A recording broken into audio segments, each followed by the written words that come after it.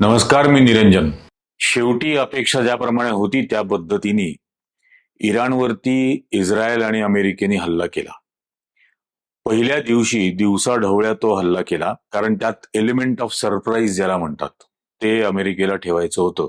आणि इराणची अपेक्षा होती की नेहमीप्रमाणे इस्रायल रात्री हल्ला करतो तसं करेल, अशी अमेरिकेची अपेक्षा होती. त्यामुळे अमेरिकेने हा हल्ला केला आणि असं म्हटलं जातं की काहीतरी 600 फायटर जेट्स हे इराणवरती, तेहरानवरती, इस्फानावरती बॉम्ब वर्षाव करत होते. त्याच बॉम्ब वर्षावामध्ये इराणचे राष्ट्रप्रमुख जे आहेत अली खमेनाई यांचा मृत्यू झाला. आता मुळामध्ये कुठल्याही युद्धामध्ये, म्हणजे आतापर्यंत भारत पाकिस्तानची युद्ध झाली, 62ला झालं, 48ला झालं, 65ला झालं, 71ला झालं, 62ला चीन बरोबर झालं, 98-99ला कारगिलमध्ये झालं, आणि त्यानंतर हे वारंवार आपले जे काही सर्जिकल स्ट्राईक आणि प्रकार चालतात ऑपरेशन सिंदूर पर्यंत, तसे सगळे प्रकार झाले. याआधी जगभरामध्ये अनेक युद्ध झाली. पहिल्यांदा हे युद्ध असं झालं की एका देशाच्या राष्ट्रप्रमुखावरती टार्गेटेड हल्ला झाला, त्याला मारण्यासाठी म्हणून हल्ला झाला. आणि त्यासाठी जो काही इंटेलिजन्स गोळा केला होता वगैरे त्याचं खूप कौतुक केलं जातं. इस्रायलवरती सुद्धा इराणने हल्ला केला होता, पण आधी जून महिन्यात जे झालं होतं 12 दिवसाचं वॉर ज्याला म्हटलं जातं, त्याही काळामध्ये कधी इस्रायलच्या पंतप्रधानाला मारावं म्हणून इराणने इस्रायलवरती हल्ला केला नव्हता. त्याही वेळेला इस्रायलचा प्रयत्न हा होता की खमेनाई यांची हत्या करावी, त्यासाठी तो हल्ला करावा. आणि तशा प्रकारच्या स्टेटमेंट सुद्धा इस्रायलकडून दिली जात होती. आता डोनाल्ड ट्रम्प यांनी ऑब्लिटरेट हा शब्द वापरला होता की आम्ही अनायलेट करू, आम्ही नष्ट करून टाकू, नाहीसं करून टाकू वगैरे अशा प्रकारचा. पण अशा प्रकारे दुसऱ्या देशाच्या राष्ट्रप्रमुखाला मारण्यासाठी, म्हणजे इंदिरा गांधींनी याह्या खानला मारण्यासाठी म्हणून कधी हल्ला नाही केला, याह्या खाननी कधी इंदिरा गांधींना मारावं म्हणून हल्ला नाही केला, त्याच्यानंतर वाजपेयींना मारावं म्हणून मुशर्रफनी हल्ला नव्हता केला, किंवा वाजपेयींनी मुशर्रफला मारावं म्हणून हल्ला नव्हता केला. त्यामुळे व्यक्तींना मारावं यासाठी ते हल्ले झालेले नव्हते. हा पहिल्यांदा असा झालेला आहे हल्ला. इस्रायलची आतापर्यंत अनेक अरब देशांबरोबर युद्ध झाली, इजिप्त बरोबर झालं, जॉर्डन बरोबर झालं. त्याही वेळेला इस्रायलनी जॉर्डनच्या पंतप्रधानाला मारावं किंवा इजिप्तच्या पंतप्रधानाला मारावं म्हणून हल्ला केला नव्हता, किंवा त्यांनी तसा केला नव्हता. इथे पहिल्यांदा असं झालं की एका देशाच्या राष्ट्रप्रमुखाला मारून टाकण्यासाठी म्हणून अशा प्रकारचा हल्ला झाला. आता वर्तमानपत्रांमधून एक नॅरेटिव्ह सेट केल्याचा प्रयत्न केला जातो, आणि त्यामुळे भारतामधल्या वर्तमानपत्रांनी सुद्धा खमेनी एलिमिनेटेड असं लिहिलं. ते खरं तर असायला हवं होतं असॅसिनेटेड किंवा किल्ड, त्यांचा खून केला, असं ते असायला हवं होतं. आणि अशा पद्धतीचे खून, अशा प्रकारच्या केलेल्या हत्या या आंतरराष्ट्रीय कायद्यामध्ये बसत नाहीत. त्यामुळे पहिला हा वॉर क्राईम हा इस्रायलनी आणि अमेरिकेनी आत्ता केलेला आहे. आता मुळात याची थोडी पार्श्वभूमी बघू. 28 फेब्रुवारीला हा हल्ला झाला, त्याच्या एक दिवस आधी ओमानचे परराष्ट्रमंत्री, जे 4 महिने जी काही 3 महिने चर्चा चाललेली होती, ज्या 3 महिन्याच्या काळामध्ये चर्चेच्या नावाखाली अमेरिका संपूर्ण त्या वेस्ट एशियामध्ये त्यांचं लष्कर डिप्लॉय करत होती. एअरफोर्स असेल, नेव्ही असेल, प्रचंड मोठ्या प्रमाणावरती डिप्लॉयमेंट त्या ठिकाणी अमेरिका करत होती. थोडक्यात अमेरिका वेळ घेत होती. हे युद्ध त्यांना करायचंच होतं. कारण ओमानचे परराष्ट्रमंत्री, जे या चर्चेमध्ये अमेरिका आणि इराण किंवा इस्रायल, अमेरिका आणि इराण यांच्या दरम्यान होत असलेल्या चर्चेमध्ये मध्यस्थ म्हणून भूमिका निभावत होते, त्या ओमानचे परराष्ट्रमंत्री 24 तास आधी काय म्हणाले होते हे बघा. What has Iran agreed to you that they have never done before? Can you give us any sense? The single most important achievement, I believe, is the agreement that Iran will never ever have a nuclear material that will create a bomb. This is, I think, a big achievement. This is something that is not in the old deal that was negotiated during President Obama's time. This is something completely new. It really makes the enrichment argument less relevant, because now we are talking about zero stockpiling. And that is very, very important, because if you cannot stockpile material that is enriched, then there is no way you can actually create a bomb, whether you enrich or don't enrich. And I think this is really something that has been missed a lot by the media, and I want to clarify that from the standpoint of a mediator. So explain that. So the enriched material, the things that could be used as nuclear fuel for a bomb, you're saying Iran would not keep on their own soil? They would give it up. They would give it up? They will not be able to actually accumulate that material that will enable them to create a bomb. Where There's would no that... accumulation. So there will be zero accumulation, zero stockpiling, and full verification. That is also equally important achievement, I think. A full and comprehensive verification by the IAEA, which is the agency in charge of this file. The UN nuclear watchdog. That's So right. you're saying all enriched material would be shipped someplace else, not Russia, but No, the current stockpiles that still exist, the things that are still in Iran? I think that there is agreement now that this will be downblended to the lowest level possible. Okay. आता ओमानच्या परराष्ट्र मंत्र्यांनी हे स्पष्ट सांगितलं की Iran त्यांच्याकडे असलेले सर्व न्यूक्लिअर पाईल्स, जे एनरिच केलेलं युरेनियम, जे 60% केलेलं होतं, आणि 60% केलेलं युरेनियम हे अणुबॉम्ब बनवत नाही खरं तर, पण तेही सोडायला इराण तयार झाला होता. आता महत्वाची गोष्ट अशी की न्यूक्लिअर बॉम्ब आहे नसलेल्या इराणवरती न्यूक्लिअर बॉम्ब बनवेल असं सांगून ऑलरेडी न्यूक्लिअर बॉम्ब असलेल्या इस्रायल आणि अमेरिकेने हल्ला केला. म्हणजे हा केवढा मोठा विरोधाभास आहे की ते कदाचित बनवतील, आणि नेत्यान्याहू हे 20 वर्षापासून सांगतायत की 2 महिन्यामध्ये इराण न्यूक्लिअर बॉम्ब बनवेल. 20 वर्षापासून असं सांगतायत. 20 वर्षापूर्वी सुद्धा 2 महिन्यात इराण न्यूक्लिअर बॉम्ब बनवणार होता. 20 वर्षानंतर सुद्धा इराण 2 महिन्यात न्यूक्लिअर बॉम्ब बनवेल असं इस्रायलचं म्हणणं.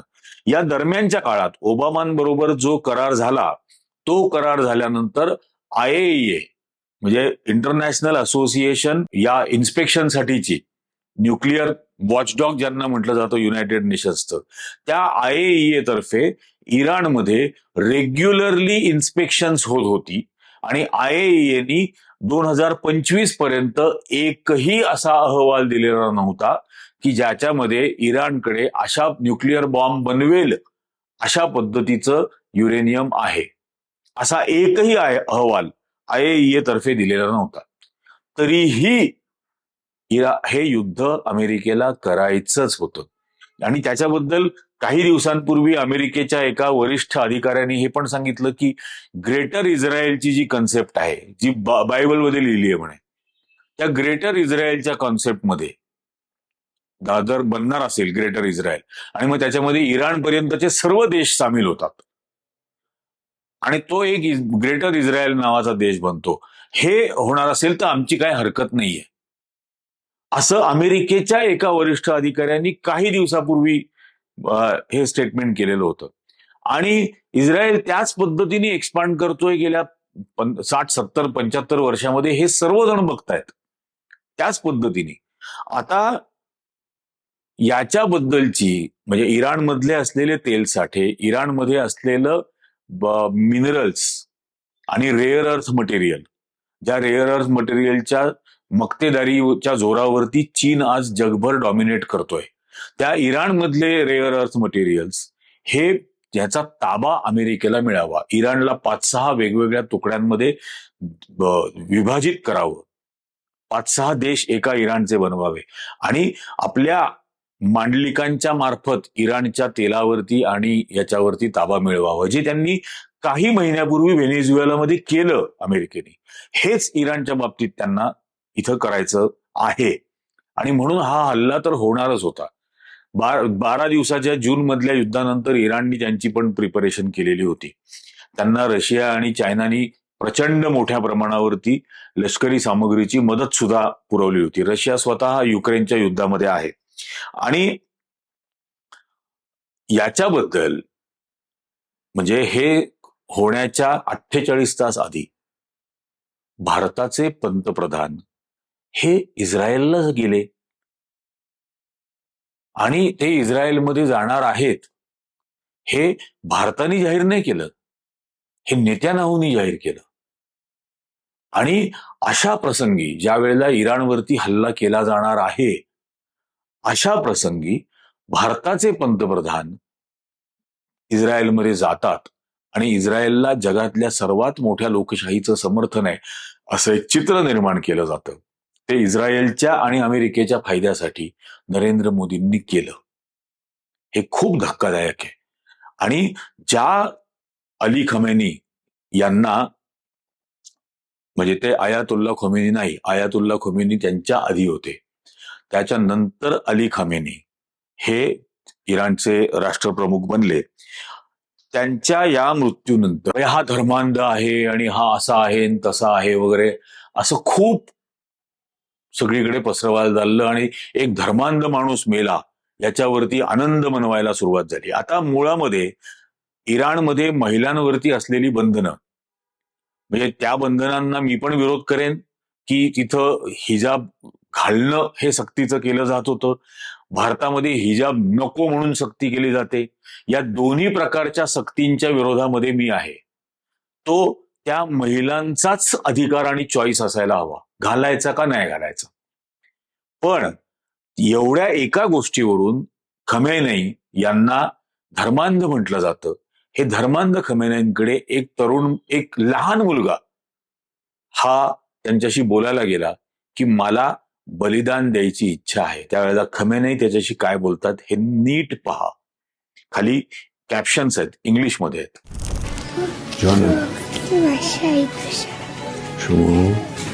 شما اول بزرگ بشین، انشالله قدرتون بلند بشه، درس بخونین و عالم بشین و انشالله برای اسلام مفید باشین. یه 80-90 سالم عمر کنین بعدم شهید بشین.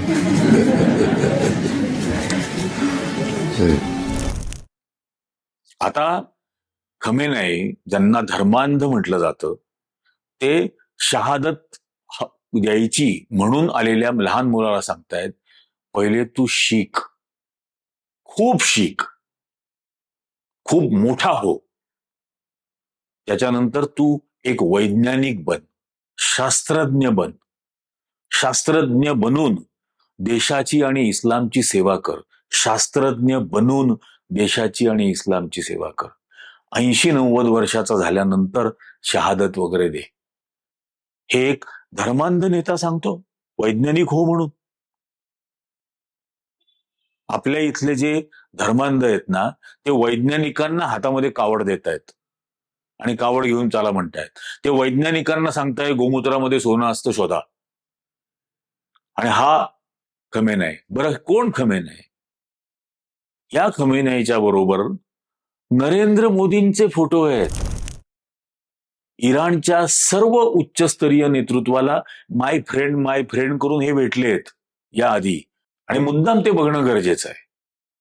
इराण हा भारताला रुपयामध्ये, भारतीय चलनामध्ये क्रूड ऑइल देणारा जगातला एकमेव देश होता. भारताला भारतीय चलनामध्ये द्यायचा, भारताचं परकीय चलन वाचेल यासाठी मदत करायचा. 70,000 कोटी रुपये इराणचे हे भारताच्या बँकांमध्ये पडून आहेत आजही. 70,000 कोटी. त्याचा फायदा भारतातल्या बँकांना होतोय, कारण बँकांचा कॅश रिझर्व्ह रेशो जो असतो तो वाढलेला दिसतो आणि हे इराण बरोबरचे व्यवहार बंद केल्यानंतर अमेरिकेच्या दबावामध्ये येऊन या नॉन बायोलॉजिकल प्राण्यांनी खमेनाई यांनी स्टेटमेंट दिलं होतं की भारताच्या बँकांमध्ये असेल तर माझी हरकत नाही, त्याचा भारतीय बँकांना उपयोग होणार असेल तर माझी हरकत नाही, कारण रुपयात दिलेले पैसे होते ते इराणच्या भारतातल्या अकाउंटमध्ये ठेवले जात होते आणि त्याच्या बदल्यात इराण भारताकडून औषधं, धान्य वगैरे अशा गोष्टी विकत घ्यायचा. पण हा विकणं ज्या वेळेला बंद केलं अमेरिकेच्या दबावात भारताने, तेव्हाही खमेनाई यांनी हे स्टेटमेंट दिलं होतं की माझी काय हरकत नाही भारतात हे पैसे राहिले तर. जवाहरलाल नेहरूंचं glimpses of the world history वाचा, हे ते इराणमधल्या मंत्र्यांना सांगतात बैठकांमध्ये.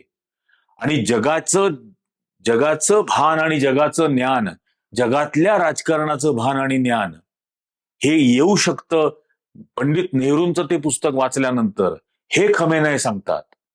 इंदिरा गांधींची हत्या झाल्यानंतर जगातल्या 3 देशांमध्ये अन्न शिजवलं गेलं नाही दिवसभर. त्यात एक पॅलेस्टाईन होता, दुसरा लेबनन आणि तिसरा इराण. भारताच्या पंतप्रधानाची हत्या झाल्यानंतर तो देश त्यांच्या देशामध्ये उपवास पाळत होता. हे खूप महत्वाची गोष्ट आहे. भारताने फक्त भारताचं नातं आणि रिलेशन आणि मैत्री बघायला हवी होती, ते नाही बघितलं.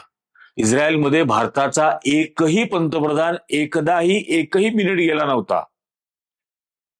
सर्वात पहिल्यांदा 2017 साली नरेंद्र मोदी गेले आणि त्याचा सुद्धा आता या एप्स्टाईन फाईलमध्ये उल्लेख आला की he went to Israel and sang and danced for the pleasure of Donald Trump. Donald ट्रम्पच्या आनंदासाठी मोदी इस्रायलला गेले, नाचले आणि गायले, असं एप्स्टाईन फाईलमध्ये लिहिलं. आणि ते एप्स्टाईन फाईल मधला उल्लेख बाहेर आल्यानंतर खरं तर भारताची आणि मोदींची बदनामी झाली. आणि इतकी बदनामी झाल्यानंतर खरं तर मोदी गेलेच नसते. थोडीफार शिल्लक असती लाज तर, तरीही गेले. आणि नुसते गेले नाहीत, त्याच्यावरती ते असं म्हटले की इस्रायल इज द फादरलँड आणि India is motherland. Israel is their fatherland and India their motherland. Israel ही पितृभूमी आहे आणि भारत ही मातृभूमी आहे, असं म्हणून एक प्रकारे ते त्यांच्याच विचारसरणीच्या सावरकरांच्या स्मृतीवरती थुंकले. कारण सावरकर भारताला पितृभूमी म्हणायचे, नरेंद्र मोदी इस्रायलला पितृभूमी म्हणतायत, त्यांना बाप मानायला तयार आहेत. इतका लाचार, इतका गुलामी मानसिकतेचा आणि डोनाल्ड ट्रम्प आणि नेत्यानाहूच्या समोर मुजरा करणारा पंतप्रधान जगात दुसरा नाही, हेच त्यांनी सिद्ध करून दिलं या सगळ्या प्रकारात. हे अतिशय अत्यंत दुःखदायक आहे. हे सगळं झाल्यानंतर खमेनाईंची अंत्ययात्रा निघाली. संपूर्ण इराण शोक मनवत होता. यातलं पहिलं कारण असं की इराणमध्ये सुद्धा साधारण 30 ते 35% लोकसंख्या खमेनाई यांच्या विरोधात आहे. पण विरोधात असलेल्या इराणी नागरिकांना सुद्धा अशा पद्धतीने खमेनाईंचा मृत्यू येणं किंवा त्यांची हत्या करणं हे मान्य नाही. त्यांचं म्हणणं, आमच्या देशामध्ये असलेलं हे सरकार आम्हाला जर जुलमी वाटत असेल तर ते बदलण्याचा अधिकार आम्हाला आहे, तो डोनाल्ड ट्रम्प आणि नेत्यानाहूला नाही, हे तिथल्या लोकांचं म्हणणं. म्हणजे उद्या नेत्यानाहू आणि डोनाल्ड ट्रम्पला जो देश त्याच्या देशामध्ये जुलमी आहे असं वाटेल, तिथलं पंतप्रधानाची, तिथल्या राष्ट्रप्रमुखाची हत्या हे दोघं करणार आहेत का? आणि हे त्या राष्ट्रांनी मान्य करून घ्यायचं. त्यांची सार्वभौमता नावाची काही गोष्ट आहे की नाही? भारताचा पंतप्रधान शपथ घेत असताना खूप काही शपथ घेतो की देश की संप्रभुता अछुन्न रखूंगा, पण ती कशी कॉम्प्रोमाइज करतो ही आपण पाहतोय ना. ऑपरेशन सिंदूरचं सीजफायर असेल, ट्रेड डील असेल, हे इस्रायलच्या वाऱ्या असतील, पॅलेस्टाईनला भारताचा असलेला पाठिंबा हा थांबवून इस्रायलला पाठिंबा देणं, पूर्णपणे भूमिका बदलणं, ही भारताची संप्रभुता अक्षुण्ण नाही ठेवलेली नरेंद्र मोदींनी.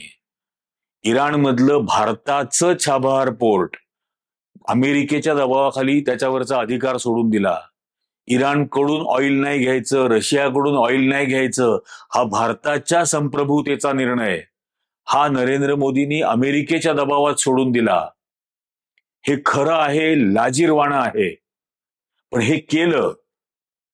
आणि त्या इराणच्या खमेनींचं ज्या वेळेला अंत्ययात्रा निघाली त्यावेळेला जीवाचा धोका पत्करून, कारण इस्रायल अमेरिका हल्ले करत होतं, तरीही त्या हल्ल्यांमध्ये आपण मरू, लाखोच्या संख्येने मरू, हे माहीत असून सुद्धा लक्षावधी नागरिक त्या इराणमध्ये रस्त्यावरती त्या अंत्ययात्रेच्या सोबत चालले, एवढा मोठा धोका पत्करून.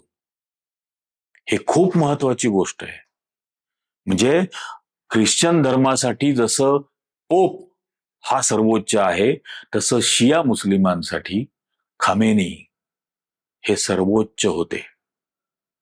आणि अशा एका धर्मप्रमुखाची आजपर्यंत जगामध्ये कोणीही हत्या केलेली नाही. ती इस्रायलनी आणि इराणनी केली.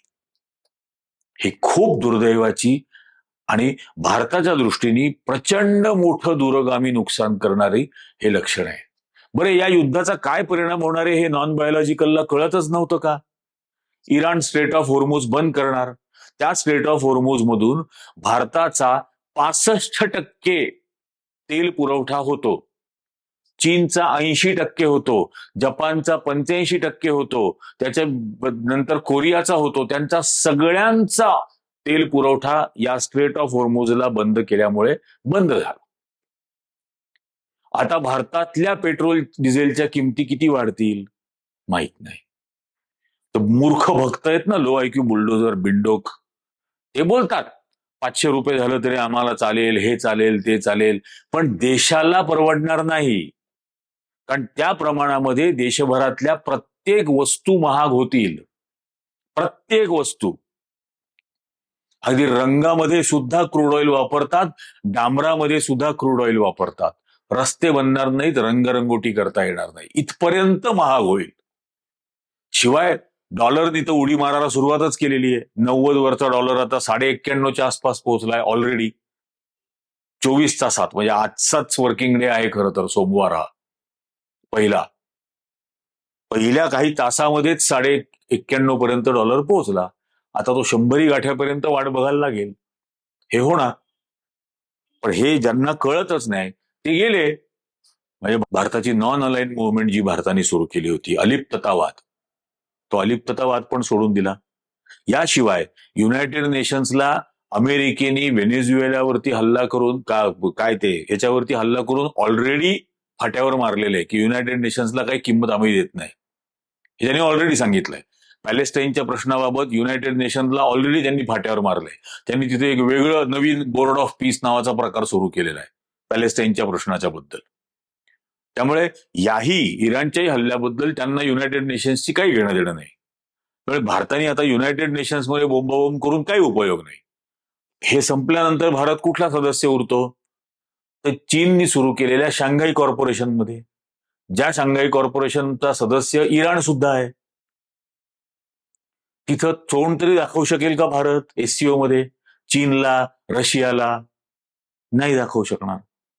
ब्रिक्स हे जे भारताने सुरू केलेला मल्टीलॅटरल प्लॅटफॉर्म होता, ज्याच्यामध्ये ब्राझील, रशिया, इंडिया, चायना हे प्रमुख देश होते, संस्थापक देश, आणि साऊथ आफ्रिका.